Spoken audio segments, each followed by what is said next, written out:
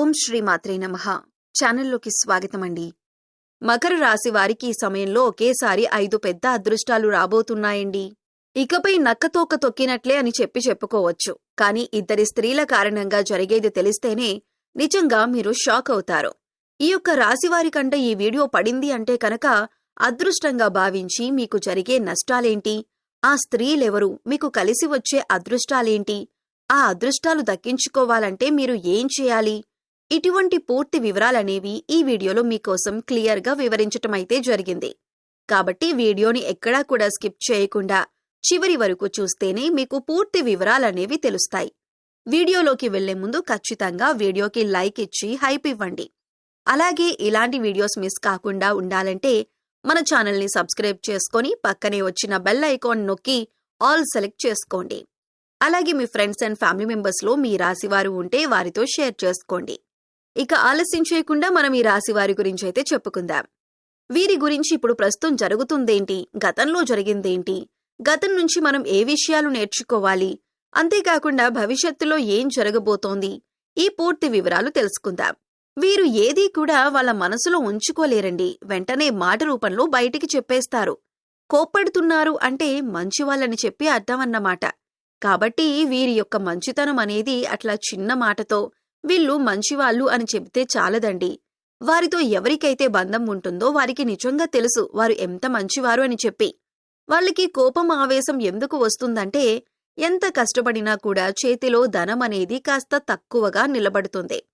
ఒక్క మాట గుర్తుంచుకోండి, మన సంతోషం మనలోనే ఉంటుంది. ఈశ్వరుడు మనలోనే ఉన్నాడు. ఎప్పుడూ దూరపు కొండలు నునుపు అని చెప్పి మన ఇంటి పక్కన ఉన్న గుడికి వెళ్లకుండా ఎక్కడో ఒక శ్రీశైలానికి, ఎక్కడో కాశీకి వెళ్లి మొక్కాల్సిన అవసరం లేదు. మన ఇంటి పక్కన లేదంటే మన ఇంట్లో ఉండే దేవుడికి మొక్కినా కూడా అదే పుణ్యం వస్తుంది.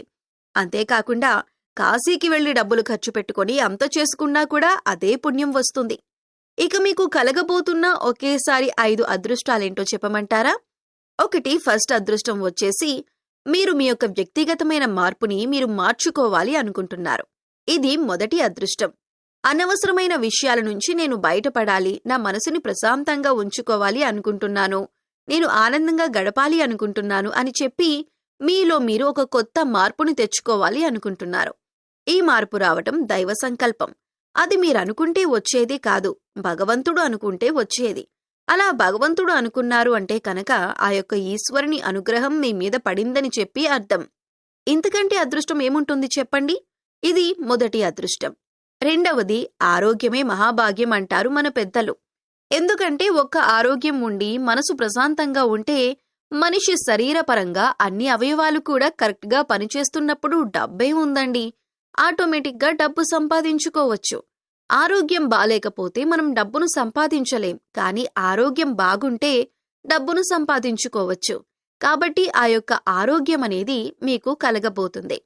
గత కొన్ని నెలల నుంచి కానీ కొంత గ్యాస్ట్రిక్ ప్రాబ్లం తోటి, కొంచెం మానసికమైన ఒత్తిడితోటి, అనవసరమైన టెన్షన్ తోటి, కొన్ని భయాలతోటి, కొంత అంటే శారీరకంగా కొన్ని ఒళ్ళు నొప్పులు, కొంచెం చేతులు కాళ్ళు తిమ్మురులుగా అనిపించటం, ఇటువంటి సమస్యలతోటి మీరు బాధపడుతున్నారు.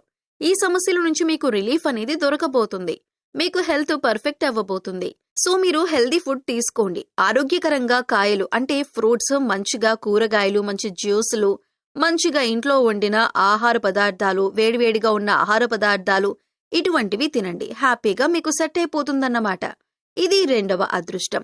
ఇక మూడవ అదృష్టం వచ్చేసి మీ యొక్క వృత్తి యందు మీరు లాభాలను చూడబోతున్నారు. ఇంతవరకు కూడా ₹1 పెట్టిన దగ్గర ₹1 మీకు లాభం వచ్చి ఉండొచ్చు. కానీ ఇక నుంచి ₹1 పెట్టిన దగ్గర ₹10 లాభం రాబోతుంది. ఆకస్మిక ధనలాభం రాబోతుంది.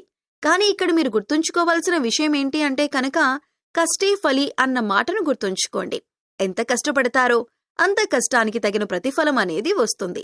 మీరు కష్టపడకుండా నేను కూర్చుంటే నాకు అనుకూలమైన టైం వచ్చింది కదా, నాకొచ్చేస్తాయి డబ్బులు అని చెప్పి అనుకోవద్దు.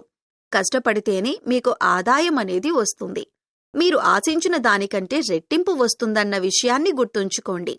ఇక నాలుగవ అదృష్టం ఏంటి అంటే కనుక మీరు మీ యొక్క జీవితంలో ఏదైతే సాధించాలి అని చెప్పి అనుకున్నారో, అంటే ఏ స్థాయి అయితే మీరు కోరుకున్నారో ఆ స్థాయి అనేది మీకు రాబోతుందన్నమాట. మీరు మీ యొక్క వృత్తి యందు నాకు ఇంత టార్గెట్ ఉంది, ఈ టార్గెట్ని నేను రీచ్ అవ్వాలి, ఇప్పుడు ప్రతి ఒక్కరు కూడా బిజినెస్లో నేను ఇది రీచ్ అవ్వాలి అని చెప్పి పెట్టుకుంటారు. అలా ఆ టార్గెట్నైతే మీరు రీచ్ కాబోతున్నారన్నమాట. అంటే మనం ఎంత చేసినా కూడా మనం కోరుకునే స్పాట్ ఒకటి ఉంటుంది. ఆ కోరుకునే స్పాట్ని చేరుకుంటేనే మనిషి సంతోషంగా ఉండగలుగుతాడు. ఆ స్పాట్ అయితే మీరు చేరుకోగలుగుతున్నారు. ఇది 4వ అదృష్టం. ఇది డెఫినెట్గా కలుగుతుంది. ఇది 4వ అదృష్టం. ఇక 5వ అదృష్టం ఏంటో చెప్పమంటారా? కుటుంబ పరంగా ఒక రకమైన ప్రశాంతకరమైన వాతావరణం. ఇప్పటి వరకు కుటుంబంలో కొన్ని డిస్టర్బెన్స్, ఒకరినొకరు అర్థం చేసుకోకపోవటం, ఒకరి మధ్య ఒకరు గొడవలు, ఒకరికి కోపం వస్తే మరొకరు రెచ్చిపోవటం, ఒకరు రెచ్చగొడితే ఇంకొకరు బాగా ఆవేశంతో ఊగిపోవటం, గొడవలు, చికాకులు, ఇబ్బందులు, సమస్యలు. కుటుంబ పరంగా ఇంటికి వెళితే మనశ్శాంతి లేదు. ఇంట్లో ఉన్న వాళ్ళ ఆడవాళ్లకి కూడా మనశ్శాంతి ఉండదు. ఇటువంటి సమస్యలతోటి ఉన్నవారికి కుటుంబపరమైన వాతావరణమైతే అనుకూలం కాబోతుంది. అంటే ఈ రాశివారు కూడా అనుకుంటారు, అనవసరంగా ఎందుకు వద్దు, ఇది నా కుటుంబం, నేను అల్లరి చేయటం వల్ల కరెక్ట్ కాదు, లేదా వాళ్ళకి కోపం వచ్చినప్పుడు నేనే తగ్గుతాను అని చెప్పి ఇటువంటి నిర్ణయం తీసుకొని ఒక మంచి ప్రశాంతకరమైన పీస్ ఆఫ్ లైఫ్ నైతే అనుభవించబోతున్నారు. ఇది చెప్పటానికి చిన్నగా ఉన్నా కూడా అనుభవించే వారికి కష్టమంటే ఏంటో తెలుస్తుంది. దాని నుంచి బయటపడిన వారికి ఆ సుఖమంటే ఏంటో తెలుస్తుందన్నమాట. ఇది మీకు జరగబోతుంది. ఈ 5 అదృష్టాలైతే మీకు కలిసి రాబోతున్నాయి. ఈ 5 అదృష్టాలు కూడా మీలో, అలాగే మీ యొక్క మనస్తత్వంలో మార్పు, మీ చుట్టూ ఉండే ఆ యొక్క పరిస్థితుల్లో మార్పు అనేది మీరు చేసుకునే దాన్ని బట్టే ఉంటుందన్న పాయింట్నైతే ఇక్కడ గుర్తుంచుకోండి. ఇవి కనుక మీరు ఆహ్వానించుకోగలిగితే మీ జీవితం ఇక నక్కతోక తొక్కినట్లే. ఎవరు ఏమనుకున్నా కూడా పర్లేదు, మీ జీవితం మాత్రం ఒక అద్భుతాన్ని చూస్తుంది. ఇక 2 స్త్రీల కారణంగా జరిగేదేంటో చెప్పమంటారా? ఈ 2 స్త్రీలు ఎవరో చెప్పమంటారా? ఒకరు రక్త సంబంధం, మరొకరు బయటవారు. వీరేంటి అంటే కనుక మీ ఇంటి మీదే దృష్టి. ఏం చేస్తున్నారు, ఎక్కడికి వెళ్తున్నారు, ఏం కొంటున్నారు, ఏం తెచ్చుకుంటున్నారు, పిల్లలు ఏం చదువుతున్నారు, వీళ్ళకి ఎంత వస్తుంది ఆదాయం, వీళ్ళ యొక్క పెట్టుబడులేంటి, వీళ్ళకున్నటువంటి ఎంత బంగారం ఉంది, ఇలా ప్రతీదీ కూడా మనిషికింత దృష్టి అనేది అవతలి వారి నుంచి వస్తే ఎప్పుడైనా కానీ 10 మంది దగ్గర అప్పున్నా పర్లేదంటండి, 10 మంది ఏడుపులు మాత్రం ఉండకూడదని చెబుతారు. ఆ 10 మంది ఏడుపులు వీరిద్దరే ఏడుస్తున్నారు మీ మీద పడి. కాబట్టి వీరి ఏడుపుల నుంచి జాగ్రత్తగా ఉండాలి.